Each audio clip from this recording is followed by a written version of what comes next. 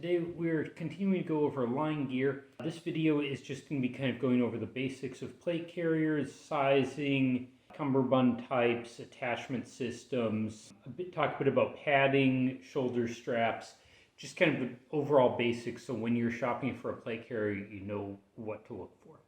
But before we get into that, I want to bring up the fact of whether or not a plate carrier actually makes sense. I know these have been kind of the latest cool craze over the last decade or so, mostly because most militaries are using plate carriers, especially around infantry. The thing is, a plate carrier, first off, is only useful if you're actually carrying ballistic plates. If you're playing airsoft and you're not being shot at with real bullets, ballistic plates probably don't make a lot of sense. Most airsofters will end up filling their plate carriers with either cardboard or foam. This one here, as you can see, weighs nothing, is full of foam plates, just to kind of fill the space. But when you do something like that, you end up with a carrier that's bulkier than you need. It's going to be hotter because it's kind of covering more of your torso, and you're not getting any real protection benefit. Then another major problem for everyone else dealing with plate carriers is they're heavy. The primary point of a plate carrier is to carry plates still. Cheap plates at like $100, $200 plates tend to weigh almost 10 pounds. So you have front plate, a back plate, the weight of the carrier itself, you're easily at 20 pounds of weight slick.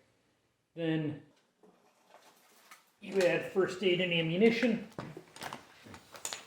all that stuff, that's going to add another 10 pounds or so. So now we're up to 30 pounds. And of course, you probably want water so you don't die. And now we're suddenly talking at 40 pounds. Plus a rifle, probably plus a helmet, boots, everything else you're probably going to be wearing. And no matter how fit you are, how good shape you're in, you will never be as fast with plates as you are without plates.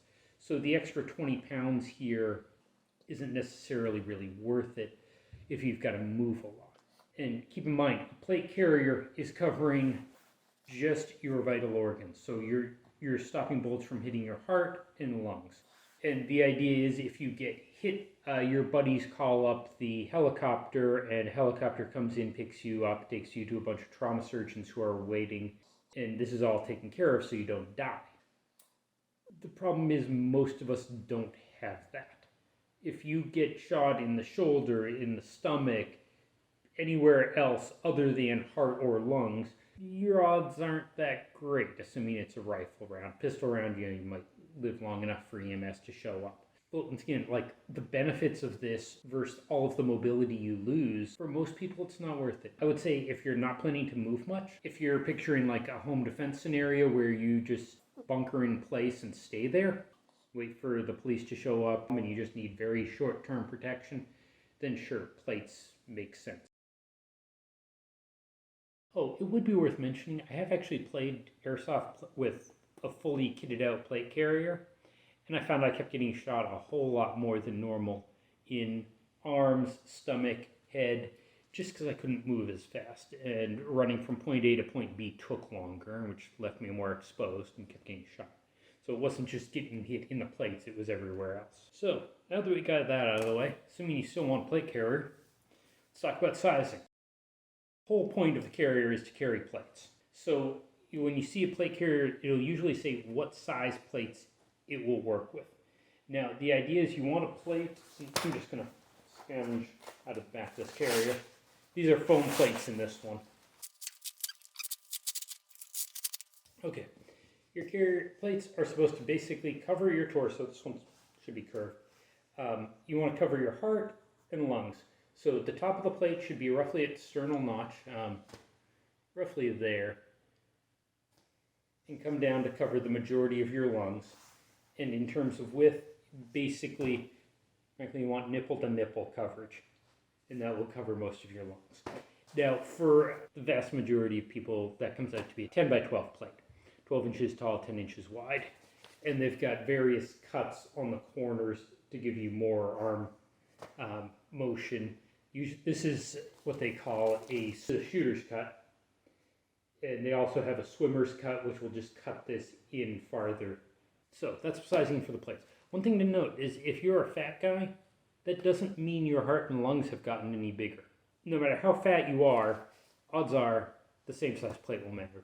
And that's just the size for your plates. The carrier will be sized to fit the plates, and then you need a cummerbund that's sized to fit how fat you are. Some manufacturers will sell the plate bags, like front and back plate bags, and then they will separately sell the cummerbund piece that goes around the side. So you can get the cummerbund to go around depending on how big you are, how fat you are.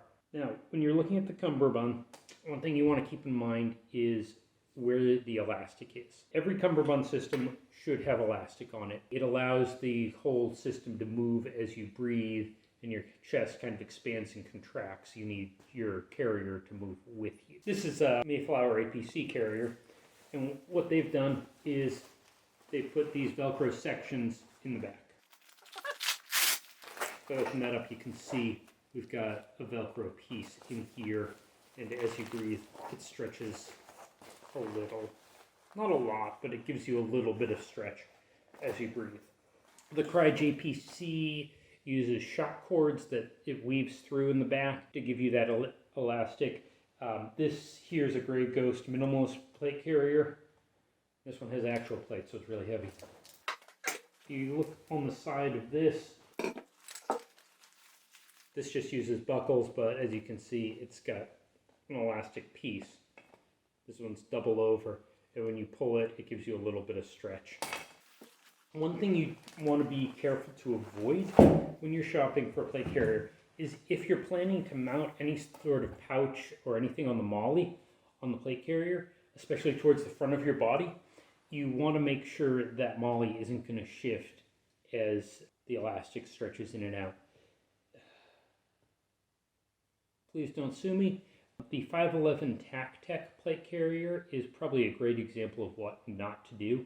It's got kind of a skeletonized cummerbund, and they put the elastic all the way at the front.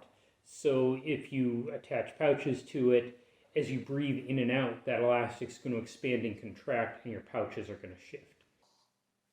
I mean, there's a lot of cool designs in that plate carrier, but a lot of things just weren't thought out well. It's a great plate carrier for CrossFit and physical fitness stuff, but if you're actually mounting pouches to it, not a good option. So next thing to keep an eye on is the stability of the plates and how they're retained inside the plate bags. Now, this is where in the past I've seen a lot of plate carriers really fail and really fail badly. The way most of these retain the plate is you'll have a single strap with some Velcro on it. Shove the plate in the plate bag. Then we just take our strap, shove it in there, and try to Velcro it as tightly as we can. And a lot of plate carriers will leave it there with just a single layer of retention. The old Condor MOPC I had and gave away, so I can't show it to you, that was the entire way that it retained the plate. The 511 TacTec I had one strap like that and several straps from the side. The problem is this, on that one, the strap on the bottom didn't have enough actual Velcro on it to securely hold the plate to the top, like up here at the top of the plate bag where it should be. And I had to stitch a bunch of extra Velcro onto that to get it to go. And even then, with both the 511 and the Condor MOPC plate carriers that I previously owned, I threw it on, got on an elliptical, and within 5 minutes, the plate had actually shifted inside the plate bag. So instead of the plate sitting like this and protecting my important organs, it actually shifted sideways because it's retained top and bottom sort of.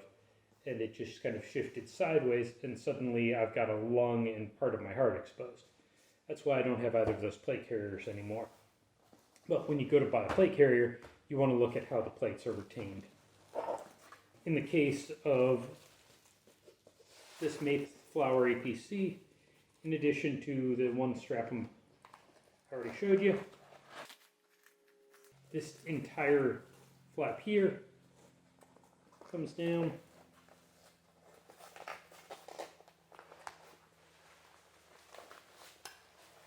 and then that is holding the plate all the way across the bottom, and then it's got a final one that closes the whole plate bag.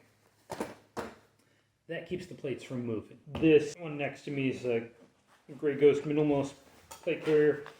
This one is similar but not quite the same.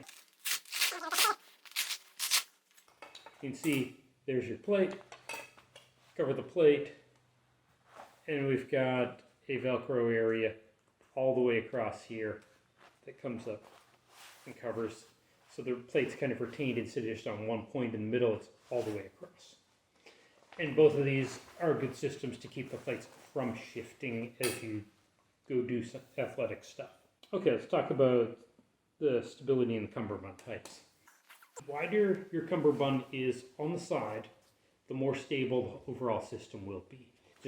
The wider coverage area keeps the whole thing kind of glued to your body better than what you get with something like this, where you simply have a strap that goes on the side.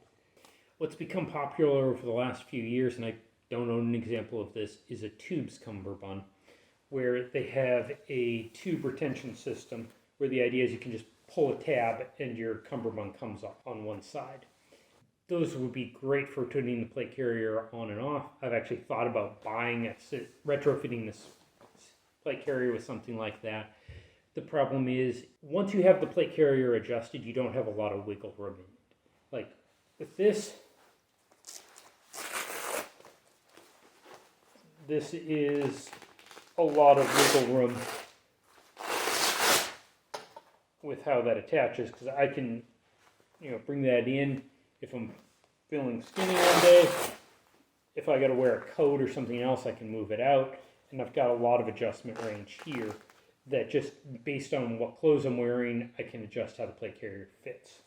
The tubes, you kind of lose that. You also lose a little bit of the MOLLE on right here on the front of the cummerbund. One little kind of hack I've come up with in order to make it much easier to put this on is to stitch together a piece of fabric like this with just a little bit of Velcro on it. And you stick this carefully on the top flap of your plate carrier. And since that covers one side of the Velcro, I can close that and the Velcro doesn't really stick. And then when I want to put the plate carrier on, open it up, attach the other side of your cummerbund, flip this down, rip that out of the way, and you're on. So that's just an easier way I've seen before the tube system was invented. And it seems to work well enough.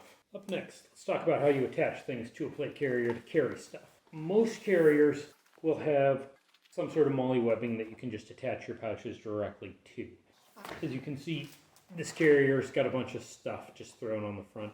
I've got a separate video about home defense plate carrier setup that goes over how this was set up. So that's definitely an option. The problem with that is if you need to change what gear you're carrying for some reason on your carrier, you don't have an easy way to do it. You can reroute the MOLLE. It's just kind of a pain.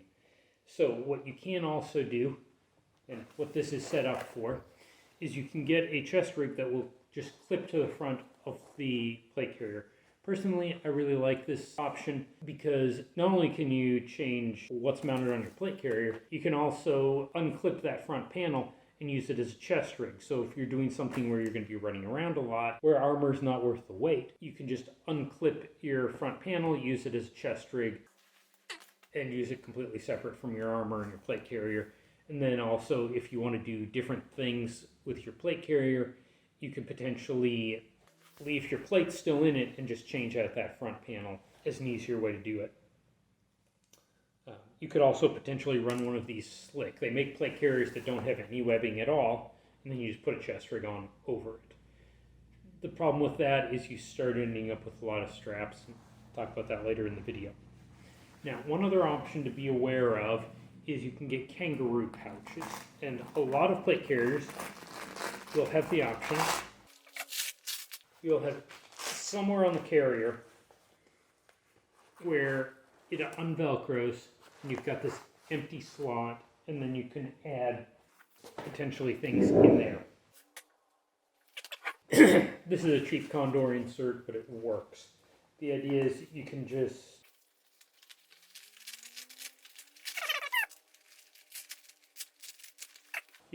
insert it in that Kangaroo spot, and now I've got retention for 3 magazines right on the front.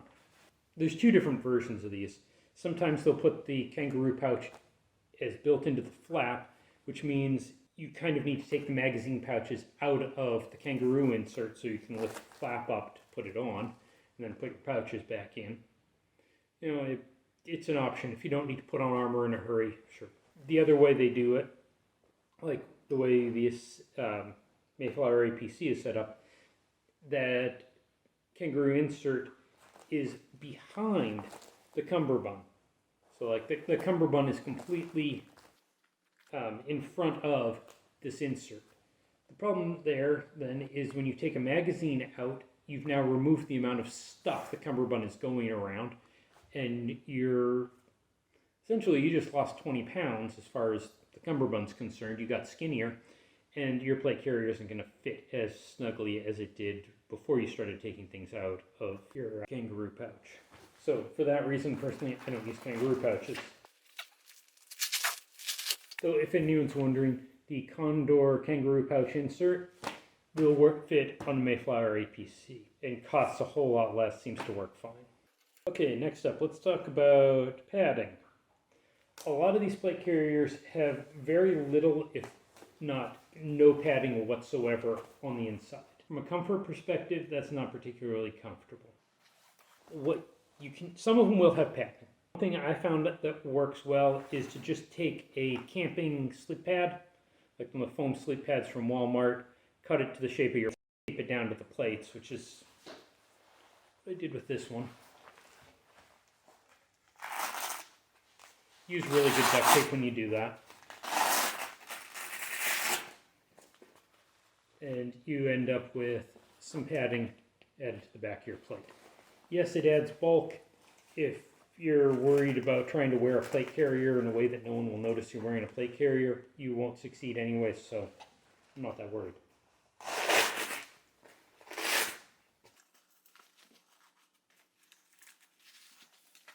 Next up, let's talk about shoulder pads.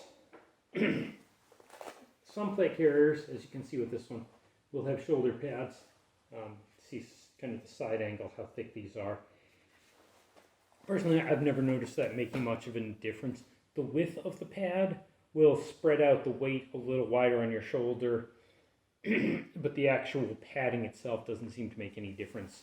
Like, you still have 20 pounds of plate and carrier and whatever else pushing down on your shoulders. This just spreads it out a little bit. One thing you want to keep in mind, unfortunately I don't have just as an example, this has almost no shoulder padding. You can see how thin that is compared. Put my hand there. That's just, I think, 4 layers of webbing and some velcro. And so that just makes it thinner. If you're wearing a plate carrier and a backpack and you've got a rifle slung on you, you really quickly end up with a huge amount of bulk for any sort of shoulder pad. So for that reason, for just scalability, I'm kind of a fan of the slimmest shoulder pads you can get. One other thing to know about your shoulder pads or your shoulder straps is the spacing. All of the examples I have here have the straps relatively close into your neck, which is nice because it gives you more space in your shoulder pocket. If you're going to be using a rifle, you've got like more open area on your shoulder to actually put that in without interfering with the straps. The problem with having your straps close into your body is if you have a big head, it makes it hard to get your head through the spacing. Like, for example, I had to take off my glasses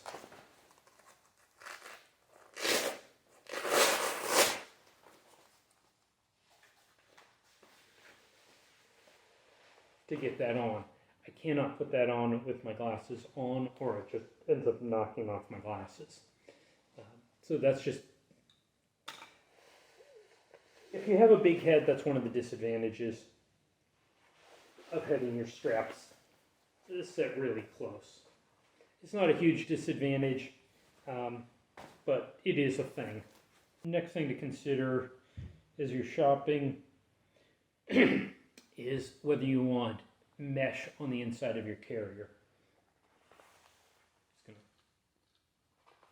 Like if you look at this, hide the bald spot.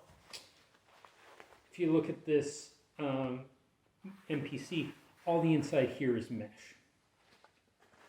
By comparison, the APC, the inside is just solid material. The mesh is kind of nice in that it gives you a little more breathability in hot weather. The problem with mesh is it tends to absorb sweat. So you wear it, it'll keep you a little cooler, it gets sweaty. Your sweat gets in the mesh, it eventually dries, then you use it again, it gets sweaty again, it dries, etc. And after enough times, eventually someday you will get rained on. And all of that sweat that you have previously had go into the mesh and dry off will get reconstituted by the rain, and you will end up with a super strong, highly concentrated sweat covering you, and the smell is probably going to be bad enough you're going to want to puke. Sadly, I found this out the hard way. So if you're in a really hot environment where you're pretty much going to be constantly sweating and you do occasionally get rained on, the mesh definitely has a disadvantage. My general preference here in Texas would be no mesh. Okay, so the last thing you want to think about is what you want to do about your back panel. A lot of people will try to mount stuff to their backs. And some of that can be like demolition, door breaching stuff, hydration system. I tried running a hydration system on the back of this plate carrier. And you quickly run into a couple issues with that. First, you need a buddy to hand you stuff off your back, or you need to take your armor off to get access to the stuff in back, which is kind of inconvenient. If you go to sit down in a chair, you've got all that bulk on your back and you can't quite sit down normally. You'll get pushed off from the back of the chair because of the pouches or whatever you've got in the back of your plate carrier. And it also applies to vehicles. So if you're wearing a plate carrier and jumping into a vehicle, anything you've got mounted on your back is going to interfere with the chair of the vehicle. And then the final issue with that is weight distribution. Normally you're going to have pouches on the front of your carrier somehow, whether it's a MOLLE on or a panel. And then we put stuff on the back. You kind of have to keep where the back one sits relative to the front one can potentially shift. And what I found just doing hydration carrier on the back, as I drank more through the day, my back got lighter and I ended up with my plate carrier shifting around a little. So it's something to be aware of, potentially an inconvenience. And then if you're going to be using a rucksack with your plate carrier, that can also potentially interfere with, well, it absolutely will interfere if you've got stuff on the back of your plate carrier. For most rucksacks, and I'll get into this more when we talk about line 3 stuff, aren't designed to fit well with a plate carrier. So just the bulk of having a plate on your back without any other padding will mess with the way your rucksack fits. So, in conclusion, if you're shopping for a plate carrier, you have a lot of things to consider. But where you should start with is, do you actually need a plate carrier? Because for most airsofters and most preppers, it really doesn't make a lot of sense.